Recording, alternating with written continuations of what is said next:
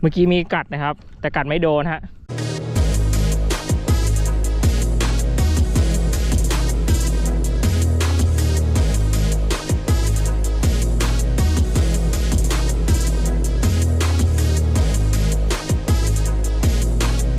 สวัสดีพี่ๆน้องๆนะครับที่เข้ามาในช่องตกปลาวัดแห่ชาแนลนะครับ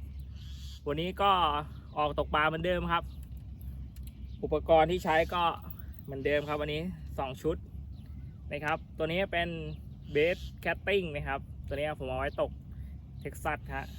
กับหนอนยางแล้วก็มีอีกชุดหนึ่งครับเป็นชุดสปินนิ่งนี่ครับลอก Shimano FX เบอร์ 2005 ครับประกบกับไบสันเวท 86 ครับตัวนี้ตกกบยางครับโอเคเดี๋ยวยังไงก็รอติดตามผลงานครับผม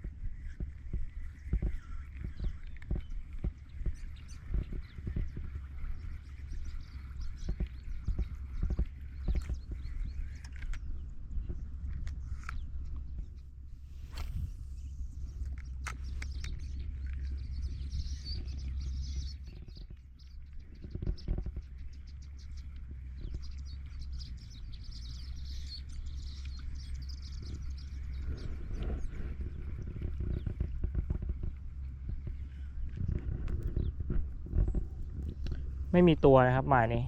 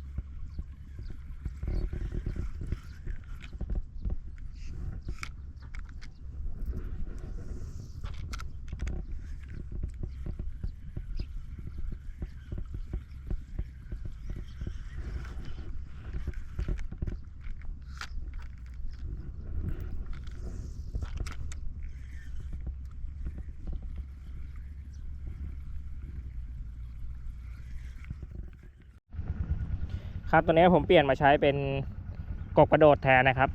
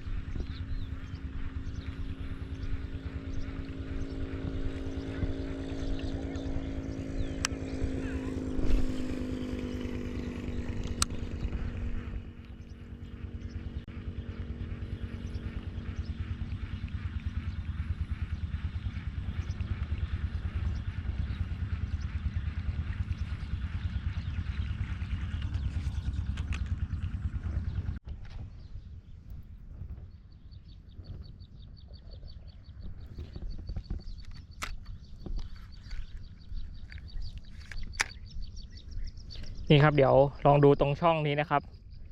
น่าจะมีตัวนะหมายสวยเลยตัวนี้มันจะเป็นป่าผักปอดทั้งนั้นเลยนะครับเป็นบ่อและมีป่าผักปอด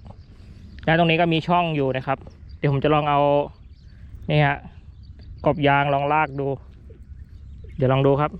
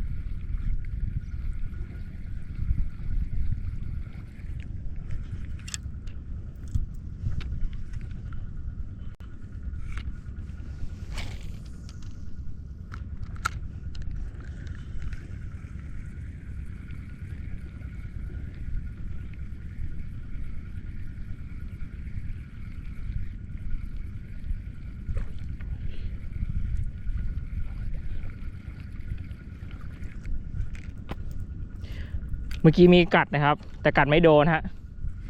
เสียดายเดี๋ยวลองดูซ้ำ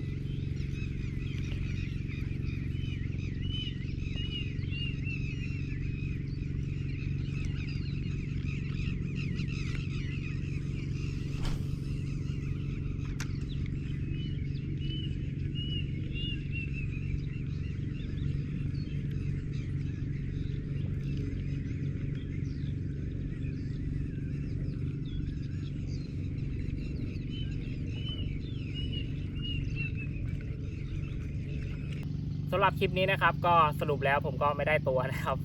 มีกัดทีหนึ่งครับแต่ว่ากัดไม่โดนน่าเสียดายแต่ก็ไม่เป็นไรครับเอาไว้ค่อยลุ้นกันในคลิปต่อไปนะครับ